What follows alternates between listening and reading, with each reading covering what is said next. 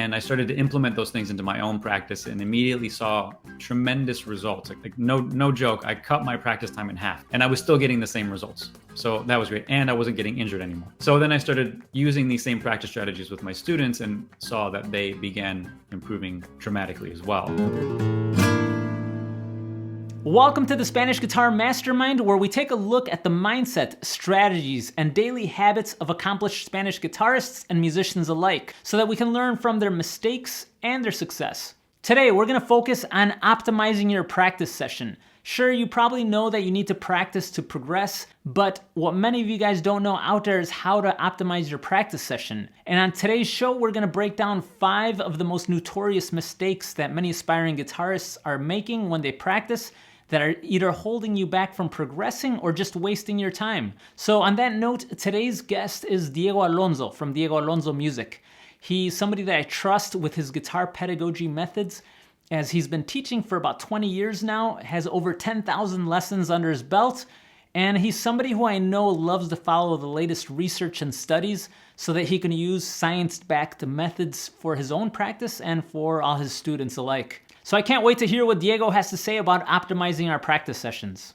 Hey, David, good to see you. Yeah, thanks for having me on. Yeah, this is fun. I've been looking forward to this. I know we've been trying to figure out a date, and I'm glad we finally nailed one down. So this is great. I appreciate it. Just for a little backstory for my community, I've known Diego for the last 20 years as well, because we roughly started playing around the same time, over 20 years ago, when he was here in Chicago. So we spent a lot of time out here when he was living in Chicago before he moved away. Yeah, we've each had our own kind of unique paths within Spanish guitar in terms of what type of styles we've delved into. And so it's interesting now, 20 years later, to get your take on what are some of your strong points. I appreciate it, David. So my path has gone a lot to the teaching side of music. I've always enjoyed teaching. In fact, before I became a musician, my goal was to go to graduate school, and I was studying research psychology, and I wanted to be a professor. So that didn't turn out because music got the best of me. But I get a chance to do that now, which is super exciting. And one of the things I think that was always difficult for me at the beginning in my musical journey was that I never really had a clear direction or clear path about how to practice. You know, first of all, I was self-taught. My beginning was totally self-taught. And then, of course, I'm sure you've experienced this with some of your students who've been self-taught before they study with you. You develop some bad habits, right? Which is what I did. And then when I started studying with some teachers, I would have some teachers kind of just not really ever tell me how to practice. It was mostly just material. Like, do this, do that. I'd get sheet music and that kind of thing. And every once in a while, someone would give me maybe a little taste of some kind of practice strategy. But at the end of the day, I never really got that. So I had to figure that out on my own. And I did so because I just would I practiced so incorrectly that I would get injured a lot. I wouldn't make as much progress as I wanted to. And I ended up doing a lot of research. Eventually, I went to graduate school. I did my master's in flamencología, and actually it was a combination of flamenco musicology and teaching. So it was teaching flamenco. And my master's thesis was on expert practice strategies, science-based expert practice strategies as they relate to the teaching of flamenco guitar specifically. But of course, that's all transferable. Right. But what I learned from that was just amazing. I mean, in addition to the research I had done before the master's, everything that I learned in the master's and for my thesis was just really eye-opening. And I started to implement those things into my own practice and immediately saw tremendous results. Like really, like no joke, I cut my practice time in half. It was 4 hours and it was down to 2, and maybe 2.25 or so. And I was still getting the same results. So that was great. And I wasn't getting injured anymore, which was a bonus. So then I started using these same practice strategies with my students and saw that they began improving dramatically as well. So that's kind of where my focus has been for the last, I would say, 10 years or so. The reason I invited Diego on the show today is because I saw a great video he posted with 10 of the most crucial mistakes he's seen a lot of his students or just in general people make about practice sessions. So I told him to pick 5 for today just so we could get to 5 of his favorites. Let's talk about 5 and then maybe a bonus one at the end. Sure. Because I think the bonus one is going to be really important. So let's talk about the first 5 that come to mind. And the first one that I think is crucial is practicing with too much tension, right? So now I'm sure you've seen it, and maybe a lot of viewers have seen this as well, where you see virtuoso musicians like Antonio Rey, Vicente Amigo, Paco de Lucia, or maybe on the classical side, John Williams, whoever. And it's like they're closing their eyes and it's almost like they're at the beach just hanging out and they're just so super relaxed. When I started, I didn't realize that was the case. So I would force my technique. I would force myself to get faster and better and all that stuff. And of course, just like you said a second ago, that leads to injury. I think one thing that a lot of students don't realize is that sometimes they end up accumulating tension unintentionally, right? They're trying to get a difficult passage and their shoulders tense up or their hands tense up and they try to force the fingers. And that is just, in my opinion, opposes progress, right? What's going to get all students to the fastest results is going to be to associate relaxation with the practice process, right? Not tension. Forcing your hands to do something quickly it's just not going to work, right? Then you're going to train your brain to do the finger movements or body movements that you need to do with tension, which is exactly the opposite of what we want to do on stage. Don't think that this just happens to beginners, because I have a nice story about this as well too. When I had El Amir on my podcast a few months back, he invited me to one of his master classes that he was doing to launch one of his programs, and I went to sit in on it, and it was mostly aimed towards beginners, but I wanted to support him and check out what he had to say. And one of his points was this on tension, not to play with the least amount of force.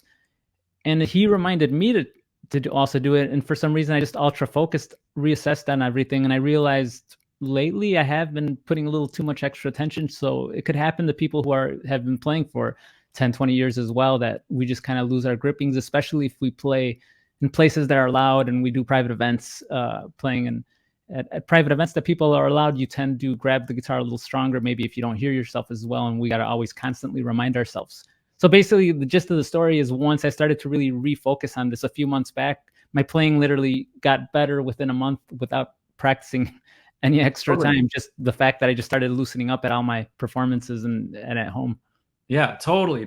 Man, I'm right there with you. That same thing happens to me sometimes. I'll be sitting and practicing and I run into a difficult passage and I don't notice the tension immediately. I think now the good thing is for us who have been playing for a while, I think after learning to be mindful about tension, I think we get better at recognizing tension very quickly. And as a result, we can address it quickly and resolve the tension. So it's something I think that it's a little bit difficult to develop, but being very mindful of the tension while you're playing is gonna be, I think, a great way to take that step forward and associate relaxation with the playing all the time.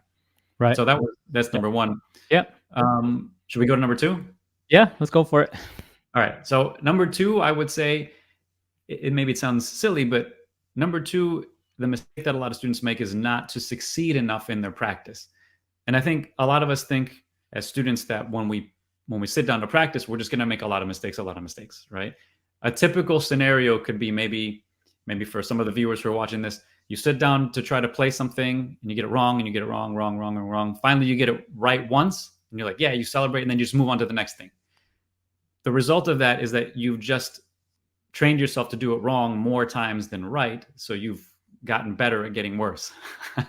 So what we want to do is reverse that. And there are a few evidence-based strategies on repetition amounts that I think are very helpful.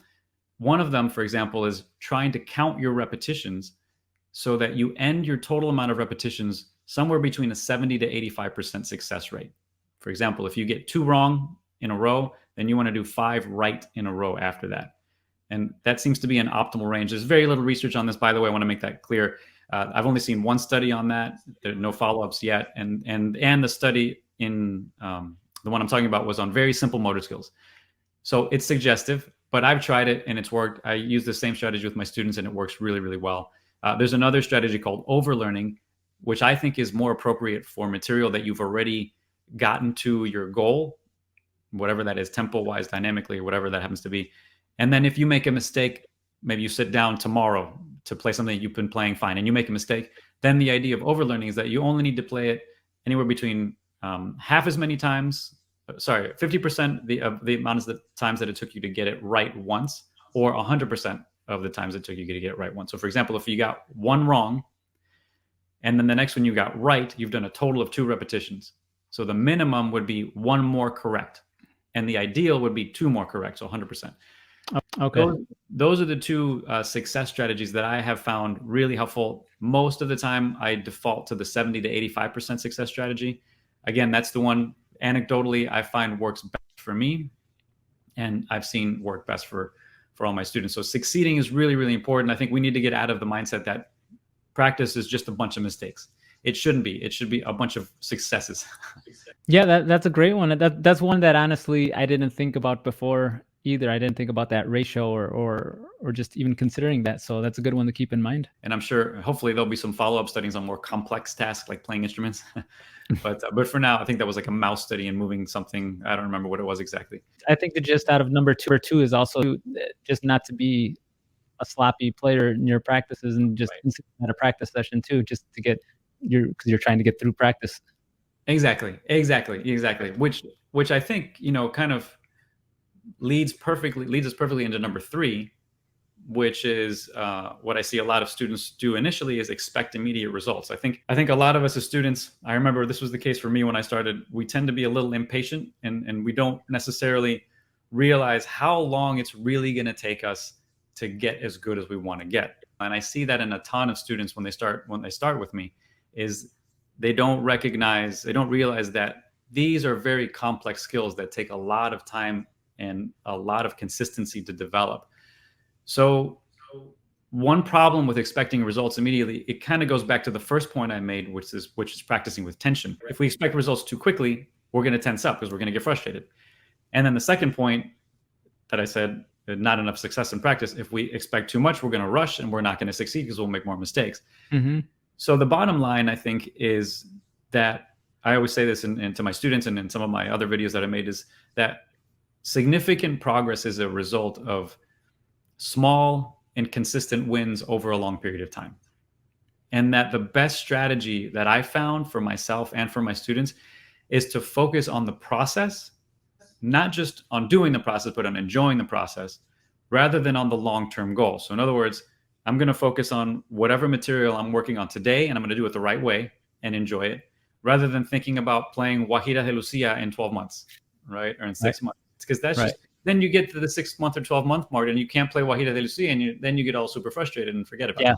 So, yeah, exactly. So immediate results, I think one of the things that maybe students could take away from this is that whenever you feel frustration, just sit back, take a deep breath, and remember not to expect immediate results. Just enjoy the process, make sure you're doing it consistently and well, and the results will happen faster when you don't expect them than if you try to force them to happen. Something to mention too is in terms of the small wins that you mentioned, for there to be a little bit of some mental balance and feeling that you're actually achieving stuff and small wins. You also, I don't know if this is one of your other points or not, but that you need to be careful with the repertoire that you aspire to play in a given amount of time. So I've had a lot of students that have come and they're like, and I'm like, all right, let's start off with this basic phrase or exercise or phrase. It might even be a phrase from a song, but it's something that it's accessible for them, and they'll be able to call a win, I would say, within a week or two. But they jump right away to saying, well, I want to learn this version of the Malagueña, which is like an advanced version that has all these techniques that they haven't even touched yet. And they're not going to hit any of those wins. They're going to play it sloppy. It's going to be just everything negative that you can think of towards their practice. So you have to choose your repertoire wisely and your goals wisely so that you can celebrate some of those small wins. Totally. I totally agree with that. And yes, that happens more often than I wish it did. It happened to me too. I don't know if it happened to you, but when I started learning flamenco, this was like the dumbest thing in the world. I started trying to play Paco de Lucia material.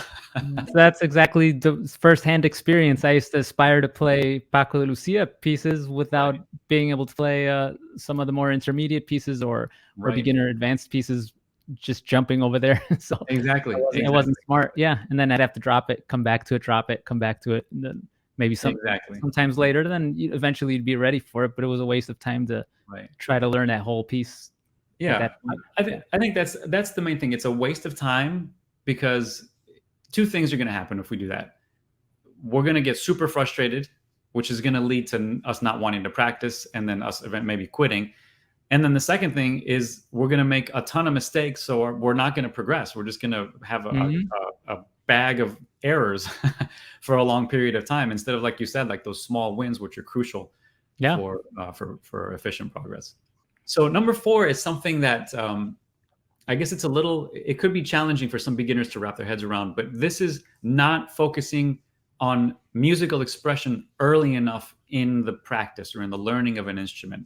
I think what happens a lot of the time is that students get stuck focusing on the technique, on trying to play the arpeggio fast, or the alzapua or the tremolo fast. Like, it's always fast and loud and clean. Maybe they can get to that point, but then when they get to that point and then they have to add musical expression to the phrasing, they have to kind of take a few steps back, because once you start to change the way that you play a particular phrase expressively, so meaning the volume is a little bit different, you change the tone, you change, the rhythm a little bit, it's almost like you have to learn the technique over again, because you're going to start making a whole bunch of mistakes. So what I always say to my students, and this is what I learned from one of my favorite teachers was Pedro Sierra. If maybe your viewers have known Pedro Sierra, but he was really an important teacher for me, because he's one of the ones who would drill that in to me and to all of the students in his class. Like, you have to work on feeling the music right away. As soon as you learn the first thing, even if it's a simple, like, quarter note passage, make it super expressive, because then you're going to be doing two things that are going to help you improve. You're going to be working on your musicality, which you're going to need, obviously, to play. And whether that's going to be, I think, to play for the public or just to play for yourself for enjoyment, you want it to sound good and musical. So this is a great way to get that in right away. And I think for beginners, for those of you watching who are beginners, that doesn't mean we need to get all crazy, and have all these variations at the same time. I always tell my students to keep it simple. Start with one variation, one item that you want to vary. If you're playing quarter notes, maybe it's B, B, B, B, B. I don't know if that's a B, by the way, but let's pretend it was. Then instead of just playing it at the same volume, think about playing like this: B, B, B, B, B, B, B, right? So you get this nice shape, musical shape. And that way of practicing is going to carry on with this. It's going to become habitual, and it'll help you become better as a musician. The other side of the coin that's positive about that is that adding in this kind of practice, which is called variable practice, which is another science-based practice strategy, it actually indirectly helps us improve our technique, our mechanics, without trying to. We don't have to focus on the mechanics so much. If we focus on the musical expression, which is something external, this external focus actually, when you do that, the body and the hands automatically adjust to produce the sound that you want. So instead of thinking about, for example, okay, my finger needs to be curved this way and it needs to apply this amount of pressure, forget about it. Just focus on the dynamic shape. For example, I want to play this loud, and your fingers will do that, right? And you just kind of almost automatically, as long as you're focusing on the sound. But that's what I tell my students now, beginner, intermediate students, obviously some advanced students as well, but just focus on the sound right away. Day one, first you want to get it down mechanically, like evenly. And then as soon as you can do that once, my goal is always play it one time slowly with rhythmic accuracy, right? And it should feel fine. It shouldn't feel like a struggle. It should be easy. And then once you can do that once, then you can start messing with it and having fun with it musically. So that would be my fourth top four. I definitely think this is one of the most underlooked ones out of all the points. I made a video a while back with some how to not sound like a beginner with beginner hack or little hacks, and one of the points we pay attention to your legato and staccato sounds. Most beginners have a tendency to cut their notes off right away, really quick with that staccato, but not unintentionally, because they just take their finger off right away. So just doing paying attention to some of those variables, whether it be legato, staccato, the volume dips, and the tone, that can make you sound like you're farther than you actually are. So. Totally. I remember that video. That was awesome. Like, I totally agree with that. Like, just that. It's a simple little a little dumb thing, but I guarantee that 99% of beginners don't even realize that doing that, or don't pay attention to that, because nobody pointed it out yet. So it's just something little to start focusing on. That's awesome. So that leads us to number 5, which is very much related to this, which is not practicing performance enough, right? Or early enough. One of the things that we do as students, I'm guilty of all of these things, which is why I started doing this, right? But as students, I think most of us will obsess or almost obsess about getting the technique right and about correcting our errors, right? And we continue to correct errors. And then we finish our practice session having corrected errors, and we feel pretty good about that. It feels like kind of like going to the gym and lifting weights, and you did your reps and you did them right, and then you're done. But the problem is with music, there's a performance element. So not performing enough and not including that, in my opinion, as part of the practice session can cause problems. Because then when you go to perform, you're not going to be used to that. You're not going to be used to playing the music top to bottom without stopping. And if we sit and practice all the time and correct, we get used to stopping at an error, correcting it, repeating it, going to the next one, correcting, repeating, then maybe looping it and doing this kind of thing. But that's not what performance is, right? We don't want to get it right on the first time. So what I had started to do in my own practice was, after my warm-up, now this is, again, not for total beginners, but at an intermediate level, after my warm-up, I would play whatever I was working on just once. If it was just a line of music that I was working on that I had worked on the previous day, just once, top to bottom, and then fine, then I would work on my corrections, and then I would end my practice with another performance run. Just that habit of going through the line or going through the page or whatever it is, nonstop, mistakes and all, as you know, like no performers ever do something error free. Now granted, to be fair, at a very high level, we're talking virtuosic performers, they do make mistakes. The problem is us lay people, we don't hear or see them. Like, they feel it, they notice it, but really it's not perceivable to the audience, right? They're minor errors that they pick up. And most of the time, those errors, in quotes, maybe they just didn't express the music the way they wanted to. Right? They're errors at a whole nother level of mastery that most of us won't even pick up. It's more something that they might pick up. Yeah. Exactly. And I had actually one of my favorite teachers. She's a classical guitarist, Andrea Gonzalez Caballero. I don't know if you know who she is, but she's a really wonderful teacher. She would always just do performances every week. Every week she would do performances in her house, right? So just as if she were running a concert. So I started doing that too. My Saturdays are my concert days. Okay. Right here, I just go top to bottom. I warm up, and I set up. I do a whole bunch of this. You don't need to do all this crazy stuff for any of you watching, but I set up my camera and my microphone. I set up my chair, and this is the room I usually do this in. But I'll go outside as if I were in the green room, and then think about my first piece, come in, bow, and then sit down as if I were playing a concert. And then I just go through the whole thing, right? Okay. So, and I find that really helpful, especially, then going to a gig. Sometimes we don't, as you know, sometimes we don't have time to warm up. Sometimes we just got to get on stage and just go. And we do our best to warm up, maybe without the guitar or something. But sometimes we just have to get used to going through our music, right? And in the same sort of performance practice element or mistake, I guess, that a lot of students don't do, I would say, make sure that when you're performing or adding performance practice, you're focusing on the performance goals, which are going to be expression, musical expression, and enjoyment. Because I think sometimes this happens to me all the time, especially when I was newer at performance, I would get so nervous, right? So then my focus became the technique and the nerves. Oh, right? yeah. And then I found that focusing very much on the musical expression, on the goals, how I wanted the music to sound, and then just on enjoying the sound, it really helped take me out of that mindset, that sort of negative mindset or technical mindset. And it made the whole process just more enjoyable anyway. In my last podcast too, just also practicing getting out of your head, just the fact that you could actually make it through a full piece without starting to questioning anything or having any internal conversation. Just being able to focus with the music is an exercise in itself too. So. Yep, absolutely. And it's hard. It's easier said than done. As you know, I'm sure you've shared this with your students too. But that it takes, I think, regular and very deliberate practice of doing just what you said. And it's sort of like an outside of the guitar thing for a minute. You just have to. You know what I'm saying? Yeah. Otherwise, you show up on stage and you're basically practicing the run through at a performance if you haven't gone through that at home. Yeah. Right. And then it falls apart. Yeah.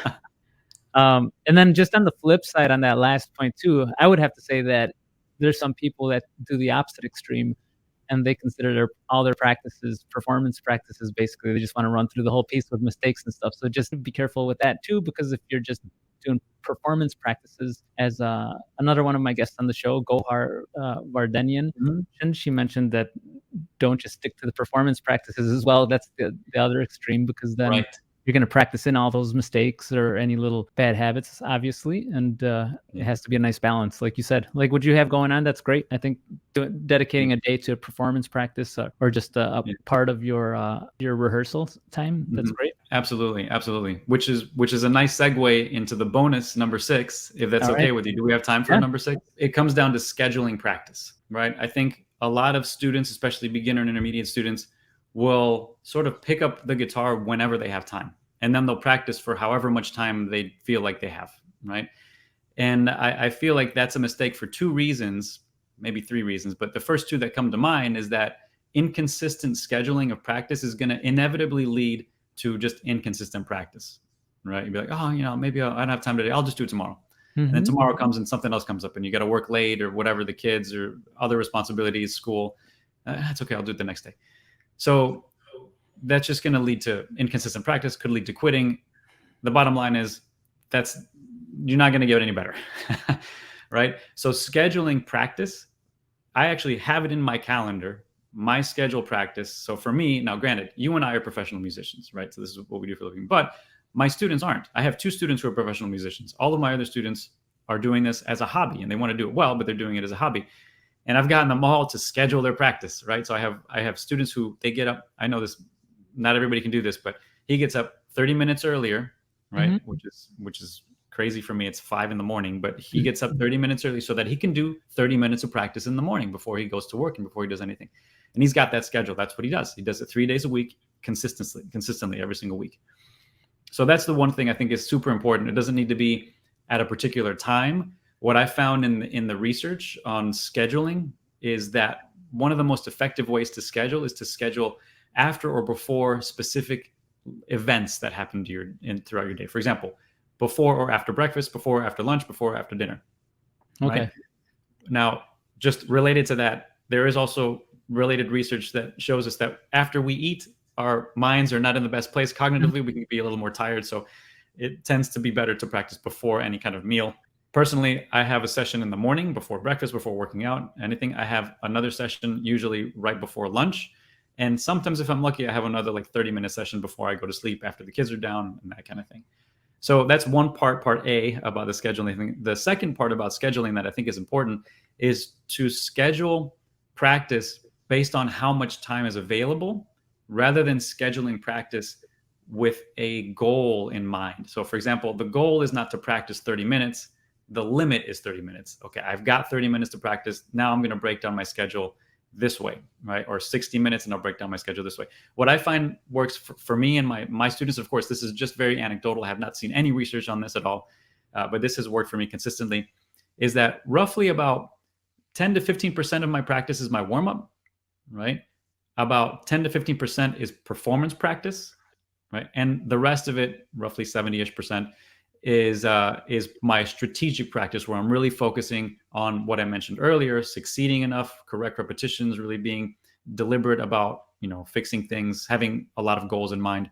But those are the 2 main things I think I would want to say in this bonus number 6 one, right? Scheduling, right? So schedule it in the calendar, write it down after or before events, and then when you do practice, having the practice session broken up in a way that allows you to do what you want to do or do what you need to do in your practice based on the time that's available, but not the time as a goal. The time should not be a goal. Yeah, if we truly care about something and we want to fit it in, we always have time for stuff we really prioritize, and the only to schedule it. So it's another one that is very equally related to working out. The people who don't have time to working out, I mean, just getting up that extra half an hour earlier, or getting it in before bedtime. I always like to say that the 2 most notorious times of the day that we waste, well, at least I'm very conscious about it, so I don't think I'm that guilty of it, but still once in a while, maybe yes. But the 2 most notorious times of the day are the morning and the night. I'm very good with my mornings now. I just get up right out of bed, but a lot of people like grabbing for their phones and then just kind of staying in bed. And that's when you waste, there could have been that easy 20 minutes to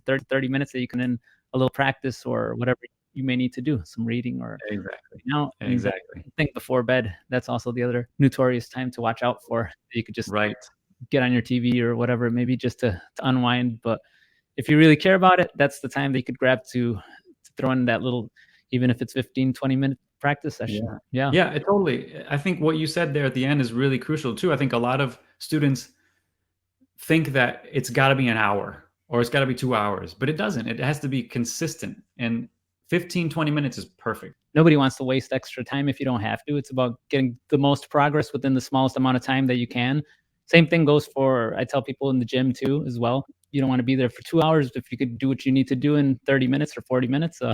What I find is that beginner, especially the younger beginners, so if they're teenagers or even younger, then I give them a maximum of 15 minutes. So that's, again, their schedule is limited, right? And they have 15 minutes to do what they need to do. If they're maybe a little bit older, or maybe they've played any kind of instrument, they've got more dexterity, maybe 20 minutes. But what I do is 15-minute max, 3 days a week is what I have my beginners start with, right? And then they have to first show me that they're practicing correctly in order for them to get another 5 minutes, right? So then 20 minutes. And then if they're practicing correctly, then maybe 10 more minutes and so forth. So it's progressive, right? And the idea is to eventually, as long as the practice is consistent and it's going well, then I'll start to increment it. I don't know how it is for you, but for me, typically I can't do more than like 60, 70-minute sessions. Like that's including my warm up, like cool down, performance practice, all that stuff. And I'll do usually 2 to 3 of those a day. If I'm lucky, because like you, I've got kids. So the third one is, it may or may not happen. But the 2 are like, they're non-negotiable. I have 2 practice sessions, non-negotiable. And they're maximum 70 minutes, maximum. So, and in fact, that's generally the recommendation that I've seen in all the literature for motor skill development and practice is 60 to 90 minutes, with most of the practitioners or experts working around the 60-minute mark. When I've been preparing for concerts or something, sometimes I'll block out like a 2-hour or window. Definitely, I think if you're going to do that 2 hours, 3 hours, if you're trying to reach some level of mastery or you got the time, you definitely still got to break it up, because like you said, there's a lot of science. I can't cite the specific examples, but I know a lot of science behind taking a break and getting up every 45 to I believe somewhere between every 45 to an hour is what a lot of the science literature says, or if I'm correct. For break times? For breaks, yeah. Yeah, I've seen a lot of variation on those. I think it depends on the skill. And of course it depends on, I think, the level of the in our case, the musician. Right. But what I've seen most consistently is a minimum of 20-minute breaks between hour-long sessions. But but when I'm talking about that's at that level of like concert virtuosos who are practicing like 4 to 5 hours a day. That's not most people, and especially most students who are watching this. Like I'm nowhere near a virtuoso concert musician, so I don't need to practice that much. I don't do that for a living, right? Yeah. So for me, what works best is having a minimum of the same amount of time that I practiced as my break. So if I practice for an hour, I need at least an hour break before my next session. Okay. That seems to work well for me. What I have seen in the literature in terms of what this is called space practice is that if you're going to repeat material, ideally, you want about 6 to 8 hours between those sessions. So, so you can do a morning session and then a later evening session of the same material. And that seems to help because the brain needs this time to assimilate and consolidate the information. And then when you do the second session, it's just a reinforcement. The ideal situation, like the ideal practice session, is to have your first practice session before you go to bed and your second one when you wake up of the same material. Okay. Right. Yeah. So that spacing and sleep is like the end all consolidation tool that you can use for memory. Circling back on something you said a minute ago, I think you were just talking about the length of practices of being at least 15 minutes to start off at that very short. We got to keep in mind that that's for beginners and just to help them ease into practice sessions, help them create a habit out of it, and then not get over. Because some people might be listening and being like, 15 minutes, that's all that. Right. There's people who are saying that, and I've had some other views from other guests that maybe strive for higher. And we got to keep in mind that this is for beginners and for people trying to build a new habit and trying to create something new, not get over the whole idea of making this a long-term habit and playing for life. Right. Not even talking about like mastery level. Even if they do want to start for mastery level, I think it's still to start with small and eventually build it up just like any other skill. Right. Absolutely. Absolutely. It's the So, 15 minutes for beginners, for people who are just starting off. And then, yeah, incrementally increase that amount of time based on whatever time is available in everybody's schedule, right? I mean, most people probably watching this are, they've got full-time jobs, or maybe they're in school. So they might not have an hour long in a day, but maybe they have 30 minutes. And mhm, for me, what I tell my students is to try, not the beginners, like the beginners are 15 minutes, 20, and they eventually will lead up to 30 minutes if they're very busy. So I tell mhm. my really busy students that they really should do their best for 30-minute sessions per week. So every other day, a 30-minute session. If they can do that consistently, then they're going to see progress. And then, like you said, as we get better, as the students get better, and if they can find more time, maybe they can have another session. Maybe if they even do a 15-minute session in the morning and then a 30-minute session at night, that's 45 minutes, right? And they can double up the material. Or 2:30s. Splitting it up is always, I think, Mhm. ideal. That's the best thing we can do. But if not, then that's what you got. It's no big deal. You're still gonna make progress, right? I think as long as they're following, I think all these steps and having a Mhm. focused practice session using all the strategies we just talked about, I think you could get Mhm. a big bang for your buck for with a 30-minute practice session.